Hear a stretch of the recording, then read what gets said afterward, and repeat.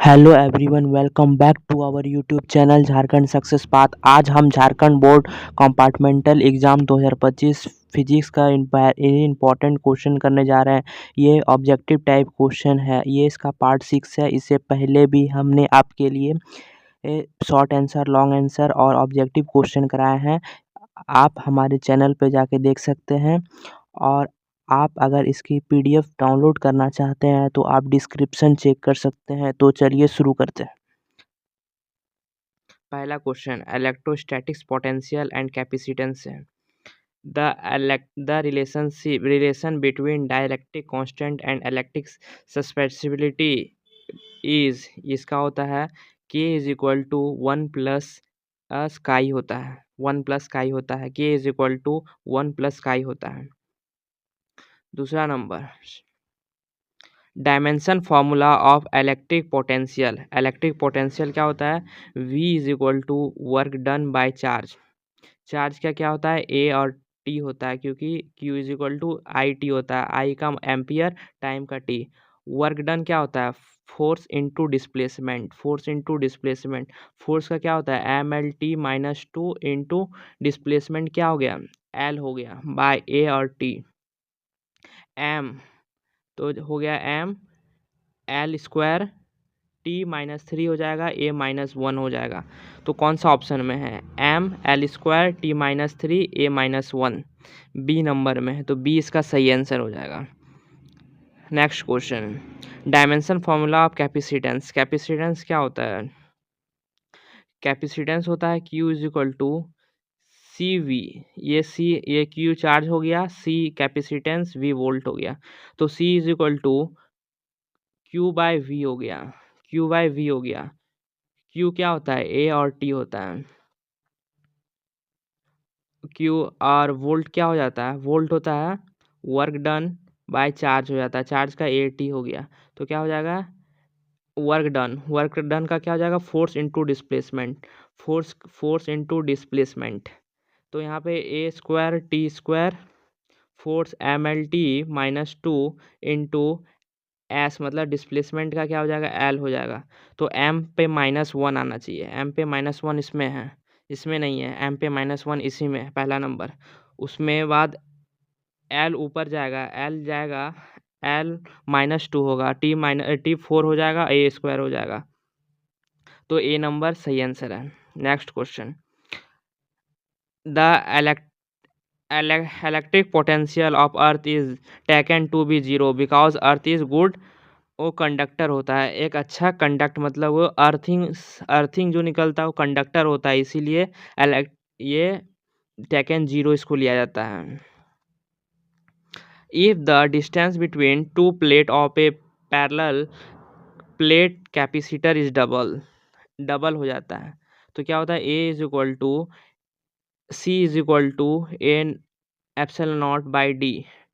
क्या होता है? डबल किया जाता है। किसको डबल किया जाता है? डिस्टेंस, टू डी कर दिया जाता है। तो टू डी करने के बाद ये, अगर ये बढ़ रहा है तो ये घटेगा ऑटोमेटिक, क्योंकि ये रेसिप्रोकल होता है। तो बी नंबर सही आंसर हो जाएगा, डिक्रीज टू टाइम्स।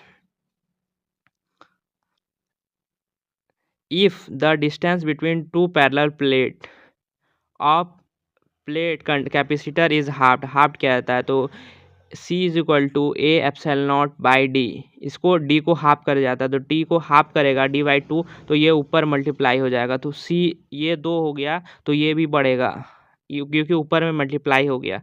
तो क्या हो जाएगा? Increase two times. Next question, three capacitor each of capacity C। तीन को कैपेसिटर है, उसको पैरेलल में कनेक्ट किया गया है। किस में कनेक्ट किया है? पैरेलल में कनेक्ट किया है।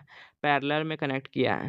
पैरेलल में रहता है, अगर कैपेसिटर पैरेलल में रहता है तो वो करंट इलेक्ट्रिसिटी के अनुसार ये सीरीज में जुड़ता है। तो सी प्लस सी प्लस सी कितना हो जाएगा? 3C।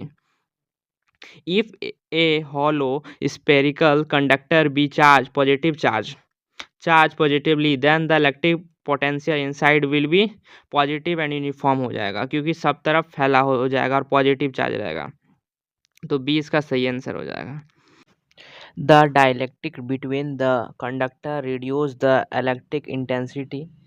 To zero between them with no change none of this, B number हो जाएगा क्योंकि वो बिटवीन डाइलेक्ट्रिक कंटेंट जो कंडक्टर के बीच में होता है इसलिए बिटवीन दैम हो जाएगा, बी सही आंसर हो जाएगा।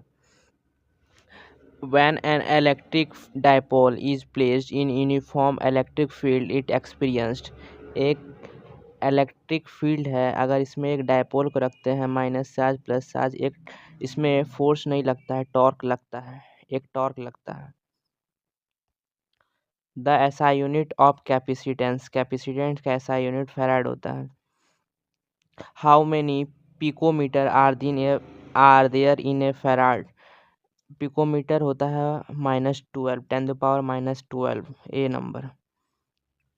Question, if the air between two parallel plate capacitance is displaced by a medium of relative permeability K, then its capacity जो होता है, अगर इसमें हम कोई भी डाइलेक्ट्रिक कांस्टेंट K डाल दें तो वो K टाइम्स हो जाता है, तो इंक्रीज बाय K टाइम्स हो जाएगा।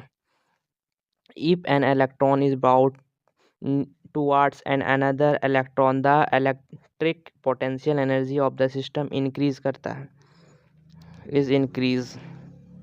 What is the basic use of capacitor, capacitor होता है जो पंखा उंखा में लगा होता है, वो कैपेसिटर होता है जिसका काम है स्टोर एनर्जी करना, स्टोर एनर्जी एंड चार्ज को स्टोर करना होता है।